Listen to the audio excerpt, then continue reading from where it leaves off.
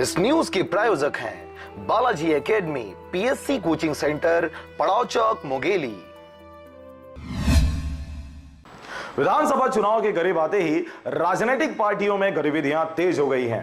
कांग्रेस के राष्ट्रीय अध्यक्ष राहुल गांधी द्वारा विधानसभा चुनाव के लिए प्रोजेक्ट शक्ति नामक एक ऐप लॉन्च किया गया है।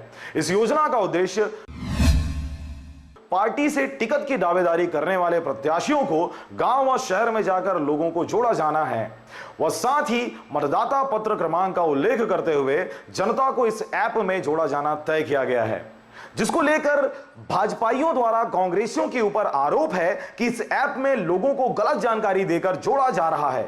उनके अनुसार बीजेपी के कई कार्यकर्ताओं को जानकारी के बिना ही इस ऐप से जोड़ दिया गया है, जिसे भाजपाइयों द्वारा गलत करार दिया जा रहा है।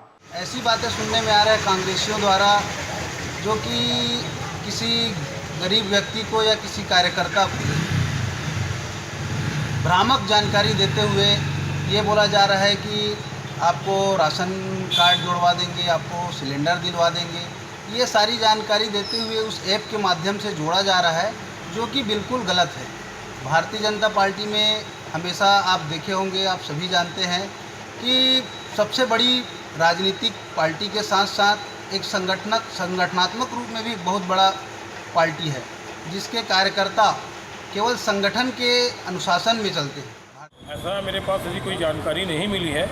निश्चित रूप से शक्ति पे राष्ट्रीय अध्यक्ष हमारे राहुल गांधी जी का निर्देश है कि हम सीधा अपने कार्यकर्ताओं से बूथ लेवल पे पूरे गांव पे हमारे कार्यकर्ता रहें और उनसे हम सीधा बात करेंगे। इसके मुद्दे को लेकर के शक्ति पे जोड़ने के लिए, पार्टी को मजबूती करने के लिए किया गया है और इस प्रकार की कोई जानकारी मेरे पास नहीं आई है।